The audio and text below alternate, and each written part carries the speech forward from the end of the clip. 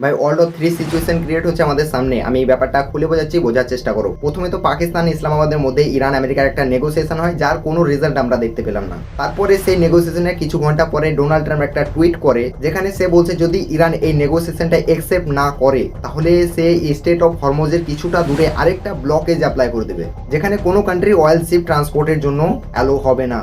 এখানে ব্যাপারটা বোঝার চেষ্টা করো, যে টুইটটা ডোনাল্ড ট্রাম্প এখানে টুইট করেছে সেখানে ক্লিয়ারলি চায়নাকে মেনশন করা হচ্ছে। এখন যদি চায়নার ইরানের সাথে রিলেশনশিপটা দেখা যায় তাহলে সেটা অনেক বেটার ও ভালো হয়ে আছে, যার কারণে চায়নার কোনো অয়েল শিপ স্টেট অফ হরমোজের মধ্যে আটকায় না, তারা ক্লিয়ারলি প্রথমের মতোই যাওয়া আসা করছে। এটার উপরে ফ্রাস্ট্রেটেড হয়ে ডোনাল্ড ট্রাম্প এই টুইটটা করে। তারপরে কিছু ঘন্টার পরে আরেকটা টুইট করে, যেখানে সে ক্লিয়ারলি চায়নাকে ওয়ার্ন করছে, তারা যদি স্টেট অফ হরমোজটাকে রিওপেন করতে সাহায্য না করে তাহলে তাদেরও কোনো অয়েল ট্যাঙ্কার সেখান থেকে যাতায়াত করতে পারবে না।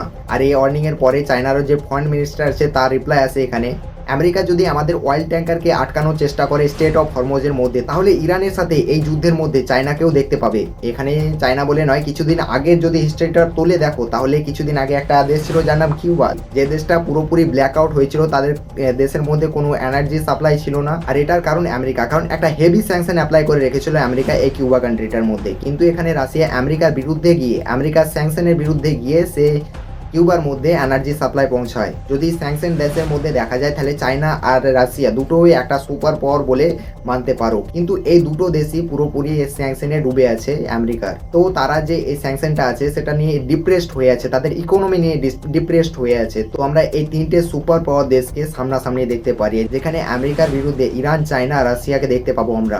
তোমার কি ওপিনিয়ন এই বিষয়টার মধ্যে নিশ্চয়ই কমেন্টের মধ্যে জানাও। যত রিসেন্ট আপডেট থাকবে আমি এই চ্যানেলের মধ্যে আপডেট করতে থাকবো। আরও অনেক ইম্পর্টেন্ট আপডেট আছে কিছু ঘন্টার মধ্যে, যেগুলো আমি আরেকটা ভিডিওতে ডিসকাস করব।